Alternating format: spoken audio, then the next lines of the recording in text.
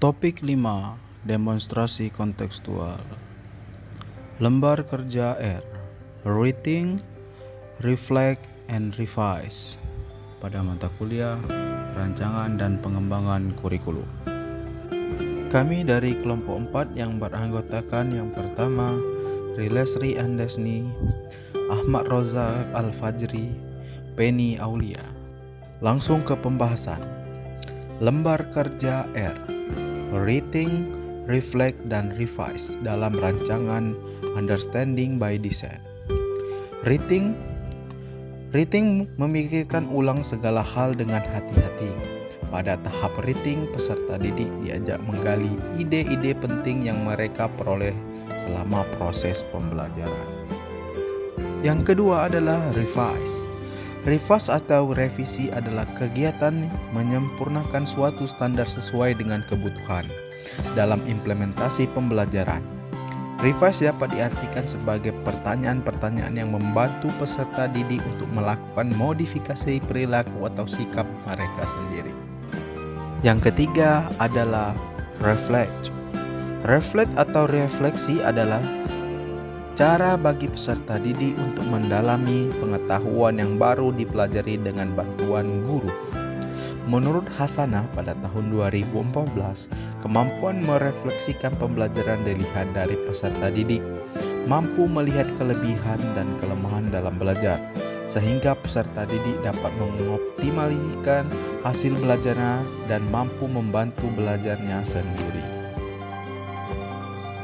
Bagaimana peserta didik akan dipandu untuk memikirkan kembali pemahaman mereka tentang ide-ide penting. Nah, dalam memandu peserta didik untuk memikirkan kembali pemahaman mereka tentang ide-ide penting, seorang guru dapat memberikan umpan balik kepada peserta didik.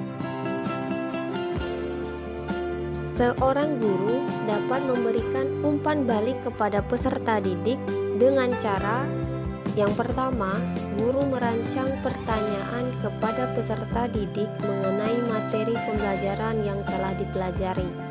Yang kedua, guru memberikan kesempatan kepada peserta didik untuk mendemonstrasikan pengetahuan mereka mengenai materi yang telah dipelajari.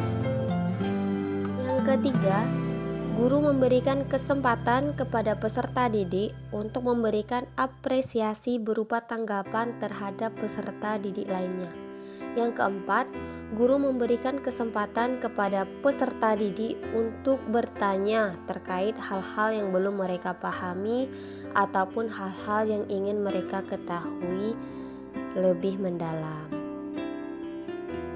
Kemudian yang kelima, guru memberikan informasi dan memberikan penguatan terhadap hasil umpan balik yang disampaikan oleh peserta didik.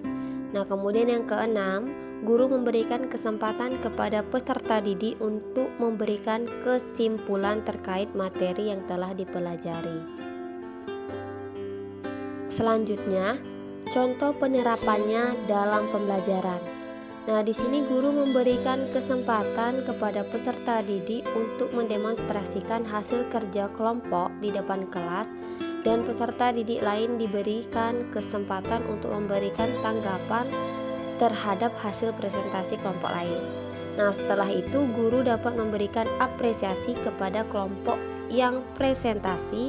Nah, di akhir pembelajaran, guru memberikan kesempatan kepada peserta didik untuk membuat kesimpulan terhadap materi yang telah dipelajari. Selanjutnya, bagaimana produk dan pertunjukan peserta didik dapat ditingkatkan melalui revisi berdasarkan penilaian diri dan umpan balik. Nah, dalam meningkatkan hasil produk dan pertunjukan peserta didik, seorang guru dapat melakukan revisi terhadap penilaian diri dan umpan balik. Nah, yang pertama, guru memberikan contoh lain yang memiliki persamaan dengan produk dan pertunjukan peserta didik. Nah, yang kedua, guru memberikan kesempatan kepada peserta didik untuk menanggapi pengalaman belajar mereka dalam menghasilkan produk. Nah, apakah produknya menyenangkan dan mudah dipahami atau malah sebaliknya. Nah, yang ketiga, guru memberikan saran yang membangun dengan menyampaikan hal-hal apa yang dapat dilakukan peserta didik dalam meningkatkan produk dan pertunjukannya. Nah, kemudian yang keempat, guru memberikan kesempatan kepada peserta didik untuk menulis perbaikan hasil produk dan pertunjukan yang telah dikoreksi. Bagaimana peserta didik didorong untuk merenungkan pembelajaran dan kinerja mereka? Nah, di sini guru dapat melakukan beberapa hal agar peserta didik didorong untuk merenungkan pembelajaran dan kinerja mereka. Yang pertama, guru memberikan motivasi kepada peserta didik untuk melakukan penilaian diri dan evaluasi diri terhadap pembelajaran dan kinerja yang telah mereka lakukan. Yang kedua, guru memberikan asesmen sumatif pada peserta didik di akhir pembelajaran.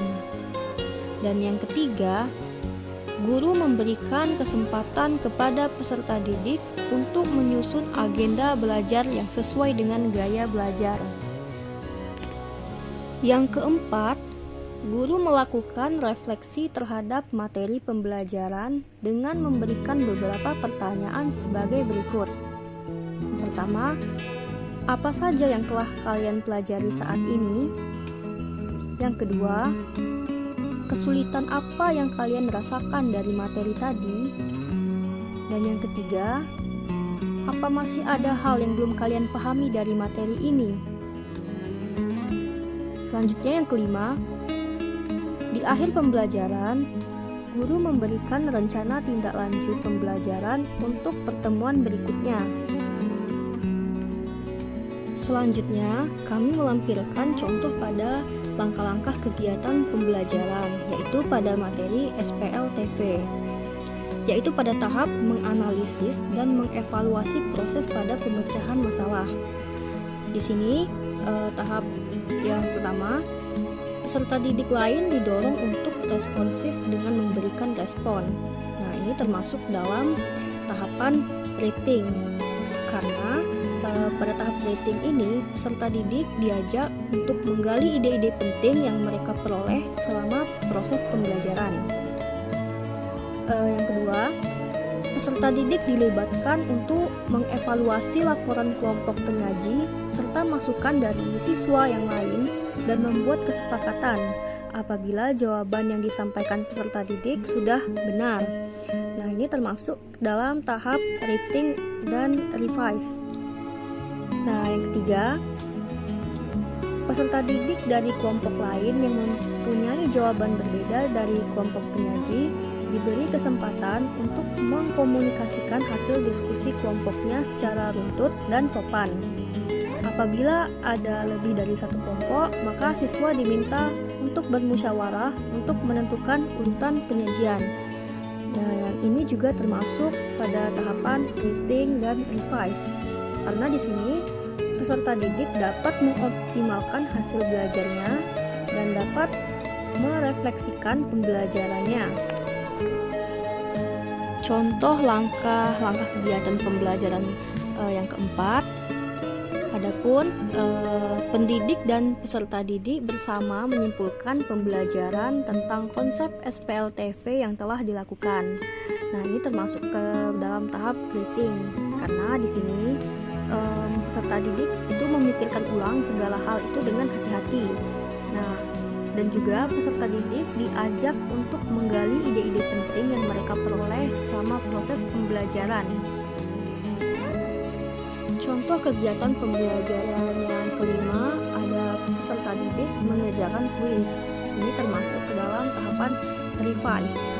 Karena di sini peserta didik melakukan penilaian diri terhadap kemampuan mereka selama proses pembelajaran. Contoh kegiatan pembelajaran selanjutnya, guru bersama peserta didik melakukan refleksi untuk mengidentifikasi kelebihan dan kekurangan kegiatan pembelajaran serta manfaat baik secara langsung maupun tidak langsung. Ini termasuk ke dalam tahapan revise. Nah, selanjutnya peserta didik mendengarkan arahan guru untuk tetap semangat dalam belajar serta membaca materi pada pertemuan berikutnya, yaitu metode substitusi. Ini termasuk ke dalam tahapan revise, karena guru memberikan umpan balik kepada peserta didik pada tahap ini. Selanjutnya, contoh terakhir untuk tahapan reflect, yaitu pada kegiatan pembelajaran pertanyaan refleksi untuk peserta didik. Nah, di sini langkah-langkah pembelajarannya. Yang pertama, hal yang menurut Anda menarik dari pembelajaran hari ini, dan yang kedua, tantangan atau kesulitan yang dirasakan dari pembelajaran hari ini.